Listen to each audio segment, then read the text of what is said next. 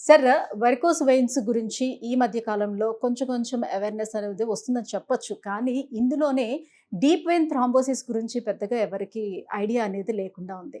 So, varicose యొక్క పాత్ర ఏమిటి? ఈ సిరలు, ధమనులు గనక దెబ్బతిన్నట్లయితే అసలు ఏం జరుగుతుంది? బాడీలో ఉన్నటువంటి మిగతా ఆర్గాన్స్‌కి ఎలాంటి ఎఫెక్ట్ ఉంటుంది?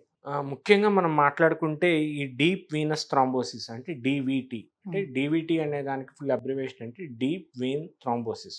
అంటే డీప్‌గా ఉన్న వెయిన్స్ యొక్క రక్తం గడ్డకట్టడం అనమాట. హ్మ్. అంటే వెయిన్స్ అంటే ఏంటి అంటే మనకి కింద నుంచి మెయిన్‌గా డీప్ వెయిన్స్ అంటే ఏంటంటే ఈ కాళ్ళల్లోంచి కింద మనకి చేతుల్లోంచి గానీ, కాళ్ళల్లోంచి గానీ మెయిన్‌గా తీసుకెళ్ళే బొంకె దగ్గర ఉండే మెయిన్ చెడు రక్తం తీసుకెళ్ళే రక్తనాళాలు.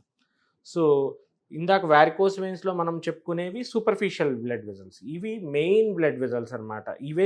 ఇవి గాని బ్లాక్ అయితే మనకి చెడు రక్తం అనేది పైకి వెళ్ళదు.